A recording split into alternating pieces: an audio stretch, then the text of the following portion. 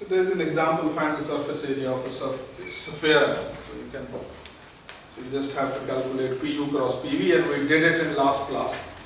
Just integrate it over to me.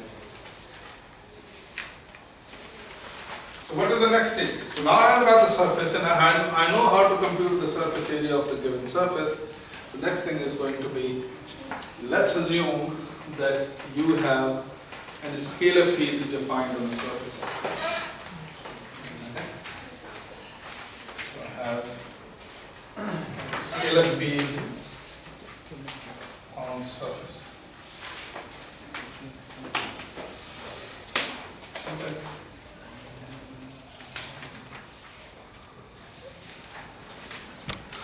So let S is a surface and F is a map from the surface. So it takes a point on a surface, all points of the surface, and assign them a real number.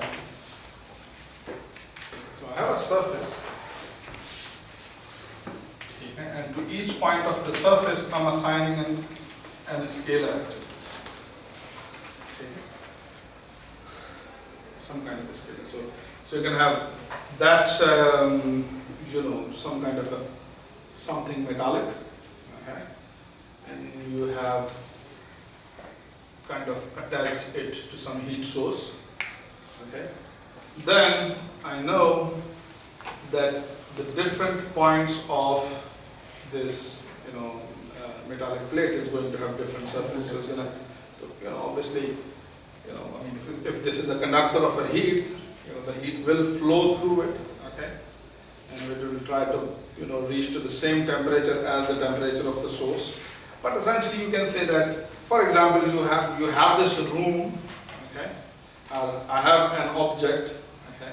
For example, in this room that is two-dimensional, that is a kind of a surface, and I'm talking about, for example, the temperature of the surface, basically. And I can say, so I have light in, for example, in class I have, all these light sources, okay, and I'm taking, for example, a region. So let's take, say, for example, this surface, and then I say the amount of the light that is hitting, the amount of the photons that are hitting this, what do you call, this surface of the table, actually. You will see that some part of, while you are sitting in your, for example, position, some part of the table is more brighter than other, actually. Okay? So I can say a specific amount of light is hitting this surface. So that's really in a scalar field, because you can quantize this, actually. You can say that the amount of light that is hitting each point of a surface is like defining a scalar field on a surface. Okay? So you may assume that it's a charged, for example, surface, and then you can ask what is the density of the charge to each point of a surface. Okay? So all these are examples of a scalar field. So you have a surface, and you are defining a kind of a scalar field, and then what I would like to do, so I would like to know that how to integrate an F over the surface. Okay? So this is really, I'm going to call this a species as the surface integral. So that's a surface integral. So it's a surface integral of a scalar field. That's not a double integral, though it has a relationship with double integral. Okay, but it's a surface integral. So it's like, that when you are integrating along the curve C, so this is not a Riemann integral, though it has a relationship with Riemann integral. So you can compute this integral through Riemann integral, but this is a new species of integral, what you call the line integral, or integrating a scalar field along the curve. Okay? So I want to integrate a scalar field along the surface. So what should I do? So if I give you an opportunity to define, the line integral, the surface integral of a scalar field, how you intuitively going to define it. While you have, one, what do you call, motivationary, example here. So how did you compute the, this line integral? So what you did? So path dependent. So you said that, okay, take your parameterization, okay, substitute it in function. So we talked about basically in detail, and then multiply it with the P prime of T, yes, tangent vector, the magnitude of the tangent vector, and integrate it over A to B.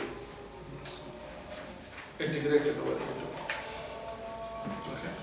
And we went in, very much, into the details that what does this P prime of T is doing. So this is really compensating for the distortion of the area actually. I'm not getting into the detail, but that's a distortion factor actually. We derived this formula. So here's the thing. So if I give you the opportunity to define this, how are you going to define it? As this is analogous to line integral, so we will also define that we will take parameterization. So take the parameterization of the surface and we put into function. So substitute it into the function. Now we take the norm of what? So there you took the norm of the path, so now you're going to take so growing up, and then du dv,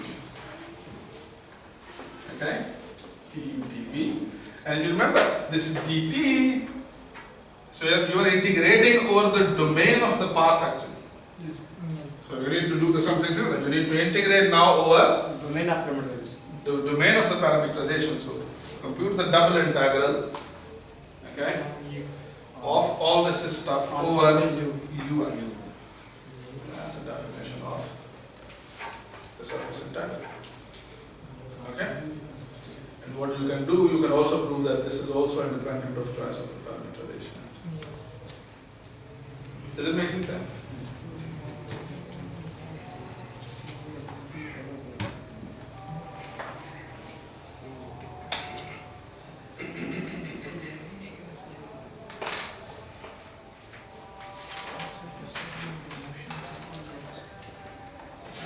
Are there some restrictions on F? The answer is yes. So it's a continuous scalar field.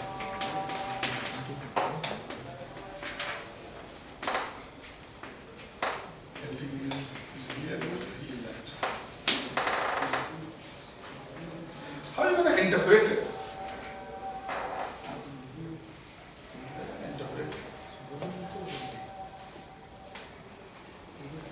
So keeping in view, for example, S is representing some surface and F is representing the temperature distribution over surface actually. So what does this is representing? What does this is representing? Okay, so I know that what does this represent actually. So PU plus PV to small rectangle. So you are taking a small chunk off onto the surface. Multiply by number of points, number of point D. So PUV is a point really, okay, so I have this rectangle, so I have this surface, okay, and this is really PU cross PV, okay, and I'm really assuming that these are small actually, okay. On this entire region, so this is small enough that on this entire region you have a same temperature actually. And what is this temperature? That's the temperature. Okay? That's the temperature. I mean, think about the example of a light and the table lamp. So if you're going to take the neighboring points, you take a point and take all neighboring points, they'll be equally brighter, almost equally brighter, negligibly brighter. So you are taking a small chunk of the, what do you call, surface, and then you are saying that how much is temperature there, and then you are summing up all, so you get the total sum of the distributions. F is denoting density, you will get the total density. Depends on what kind of physical quantity you are talking about. Sir यहाँ पे ये U हमने लिया है, Yes. सिर्फ कोई खास सारे डोमेन्स होंगी ना, कोई स्टार्टिंग एंड एंडिंग पॉइंट्स, वो कौन सा? नहीं, ये है ना U. ये डिपेंड करता है नेक्स्ट U पर. So what is U is going to be the depend. So let's do one example so that थोड़ा समझ में आए. Talking abstract. ठीक है? So see very much n low. So there are not things, all other complicated stuff here. It just makes sense actually. Okay. So consider the sphere S2A. Okay. Remember S2A? So there was a parameterization for it. And what was the PU cross PV for it? Anyone? We computed it in our last class. So A mod cos of Yes, so it was A absolute of cos of V. Not getting into the details what S2A is and what was the calculation and so on and so forth. Okay? So I have this surface and I have this.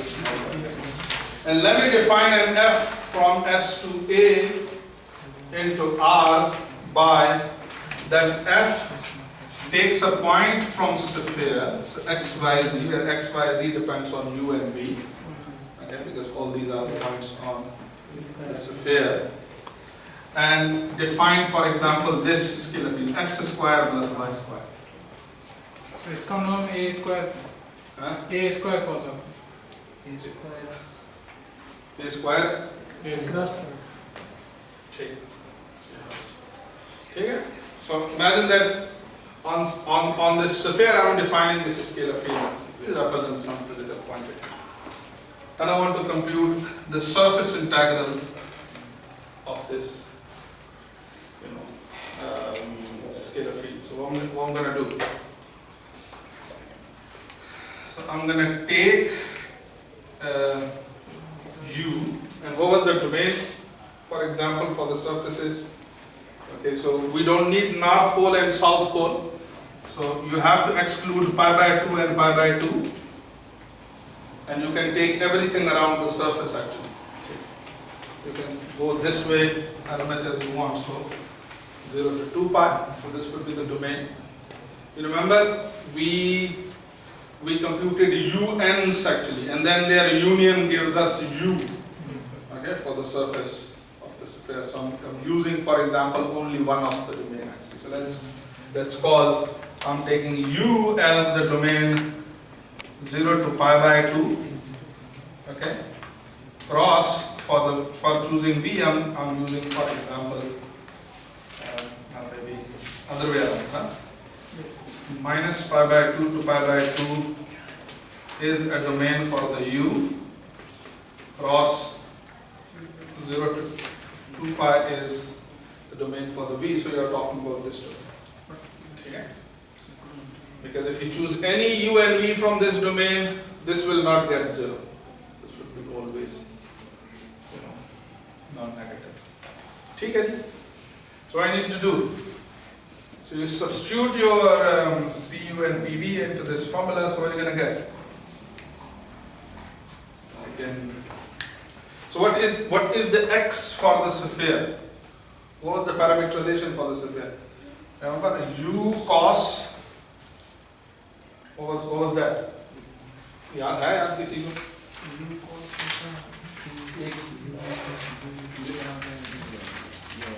लिखी हुई है? Anyone?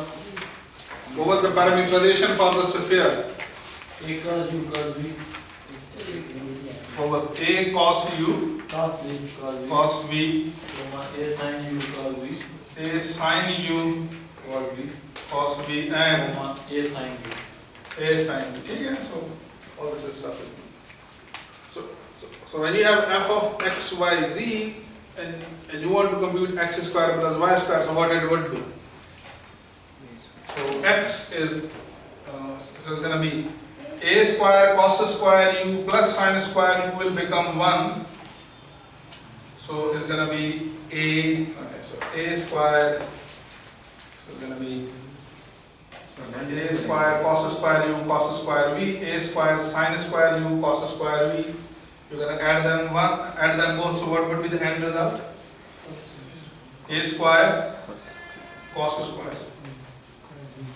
That's it. A square cos square. And then pu cross pv is also A square cos. a square cos p and du dv. And then I know how to integrate it. So it's going to be a cube, so you can pull out cube, and then you have cos square, we just integrate. So just integrate it. So you're going to integrate, the something that you're going to get is going to be pi square over a cube. Okay? So it's here, so you can compute. Okay, is it making sense? A little bit?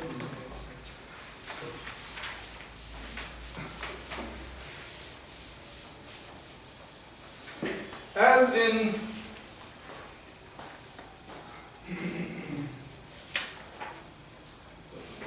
case of the line integrals, we computed, for example, the average value of the line integral along the curve actually. So how did we compute it? So we divided the line integrals value with the length of The length of it. But if you want to compute, for example, average here, so you need to do. We will divide the surface integral with the area of surface. You understand one thing, the rest is just generalization of it. And you will see that when you're going to take all this stuff to the manifold, you will not have a difficulty because you know how things goes. The things are becoming abstract, but the essential idea is same.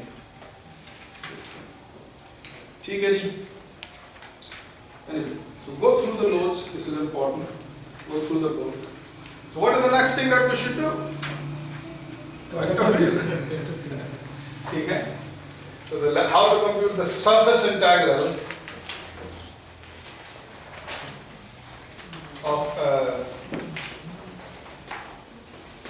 vector field. So first what you need to do, so you need to define a vector field onto the surface. So imagine I have surface, I'm defining the vector field. Okay. After the map, say from S to R3. So it takes a point in R3 and throws it in R3 actually. Okay. So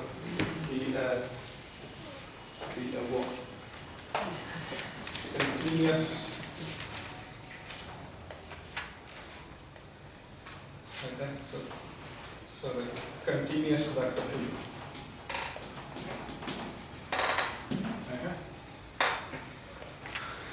Now I would like to do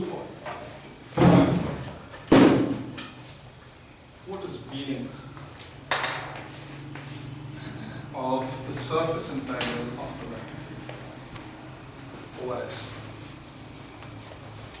What we're going to do, we're going to get our intuition from the line integral.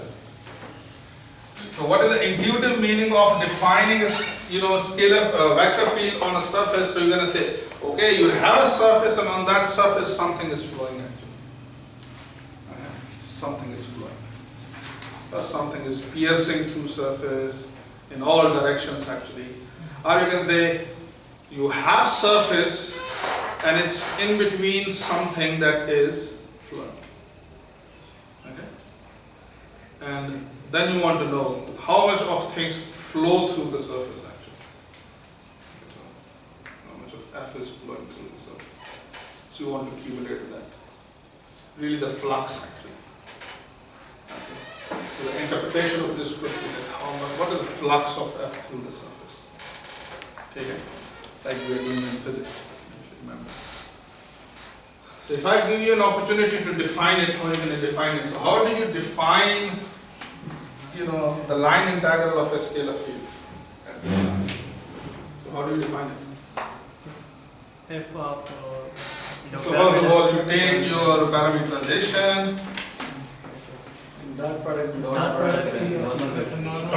with the normal vector actually. You say that how much of F is going in the direction of n, where n is an outward normal. Pointing outward to the curves actually. Okay? So this is kind of a representing the flow flux, okay, of F in this direction, okay, and you multiply it with the P prime of T, okay, in this small chunk of the curve, and then dt and then integrate it from A to B. I think something like that. इसमें P of T put करते हैं. इसमें sir ये नाम नहीं आता है simple okay तो वो होता है पर cancel okay, so I mean if you're writing n of p, yes, you need to put p prime of t, you have to put it, but you can write it directly as well, that okay, you integrate it from say f of p of t and take the dot product with the p prime of t.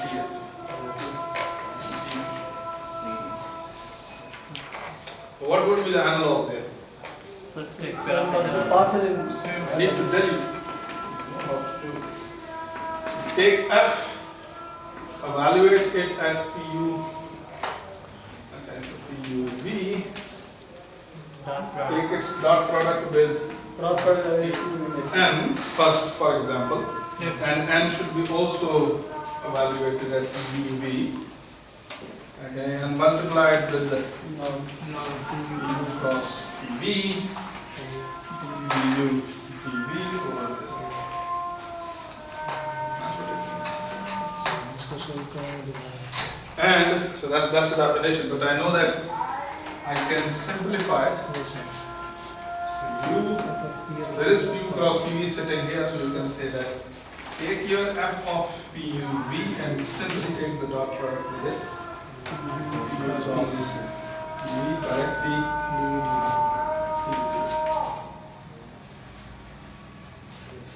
okay? Yes. What's the interpretation of this? How are you going to interpret this expression?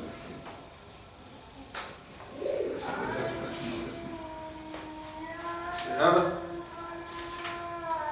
So how much vector field is passing through First of the all, I length? have a surface, Yes. okay? And then on that I'm taking a point, drawing two tangent vectors, okay? And taking their cross product is going to be telling me the normal vector actually. So when I'm taking f dot n, so I'm saying that how much of f is going in the direction of the normal vector actually, of the normal vector, okay? And that flow would also represent kind of a flow in this small region. Small region actually. Flux in this small region. So how much of F is flooding out of this small region? But in this region it's not going to take different values on different points. So we're going to say these are small enough such that an equal amount of the F is going through this small region actually. Okay? You can also interpret it that okay, you take this normal direction, okay, and then how much of f is going in this normal direction, and then sum this up. So it's going to tell you how much of f is going outward, okay, or flooding out or fluxing through, the entire surface. Okay? So do I need to do a calculation here? I don't need to do, you just have to. So you have, I just have to tell what is the definition of f. It's going to have some definition. Just compute this dot product with PUPV and solve the double integral. Okay? Good. तो ये flux है ये हर छोटे छोटे piece हमने लिए हैं तो वहाँ में इक्वली पास हो रहा होगा तमाम They are really small enough that equally pass. Equally pass के बढ़ा दिए कि there is almost the same amount of the quantity passing through the each point of this मतलब कि इंटेंसिटी हर जगह सेम हाँ same. These are really small. But you can again see that this entire calculus works, but sits on a lie. So there's a lie, a fundamental lie sitting at heart of the calculus actually, that you can chop off things infinitely. What do you mean by chopping off things infinitely? Yeah, matlab hai. How are you going to slice things infinitely? You can never reach infinity. I can take, so I'm going to take n goes to infinity, and these rectangles will approximate the area of. Okay, this works. This works very well practically. Okay, and it's a very clever tool actually. It's a very, very clever tool. But it's a lie that you can chop off things infinitely. ठीक है? Sir ये practical नहीं है sir? क्या मतलब? हम चीज़ों को infinite times chop up कर सकते हैं? Yes, you can do it, but that is not going to be really infinite. It's going to be finite actually. Okay.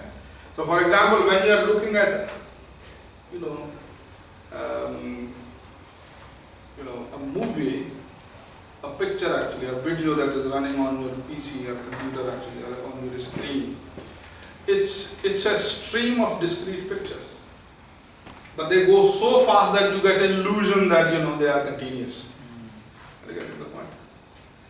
So a time comes, okay. So when you keep on chopping and making, for example, rectangles smaller, a time will come you will not, with your visual eye, with your for practical purposes, there is no difference between the original and that approximated area. You're gonna say they are same, but that are really same. But this works, this trick works. ठीक है?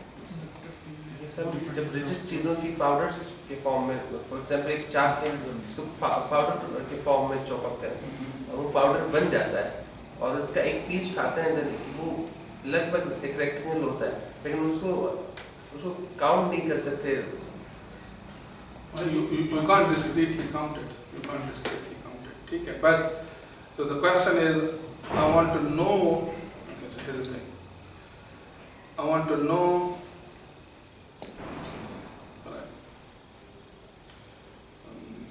So there is no point of counting actually. This definition or the definition that, for example, for which integral we define, it doesn't say to count us the points actually. It just says that assume that okay they occupy some area.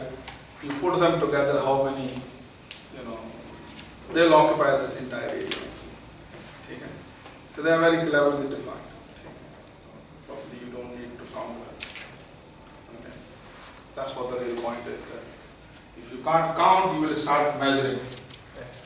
Okay. So you have another tool that can. Okay. चीनी के दाने count नहीं कर सकते. If you can't count, you start measuring. So you have other tools to basically you know that how much of the stuff is inside it. ठीक है, is it making sense? So one of the exercises for you is to prove that this definition of the surface integral of a scalar field and vector field is well defined, is independent of the choice of. ठीक है?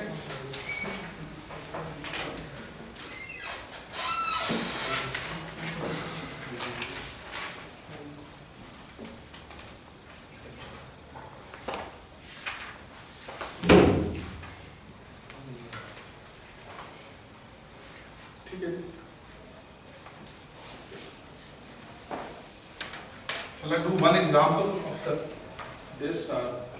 Move on. Let's do one example.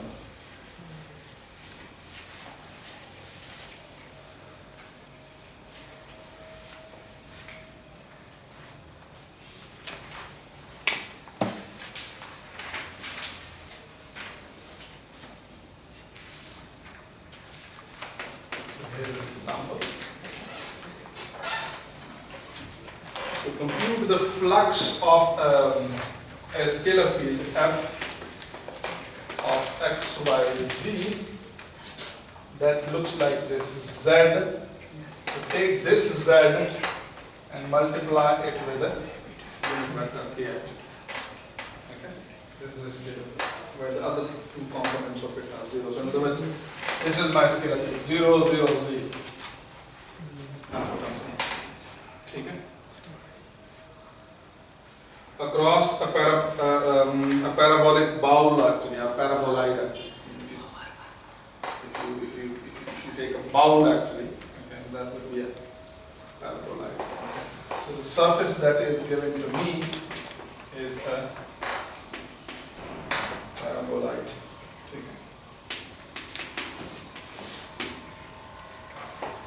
That looks like z equal to x square plus y square. So we're going to take this, z equal to x square plus y square, that's a paraboloid. Okay. Where the x square plus y square are a number between 0 and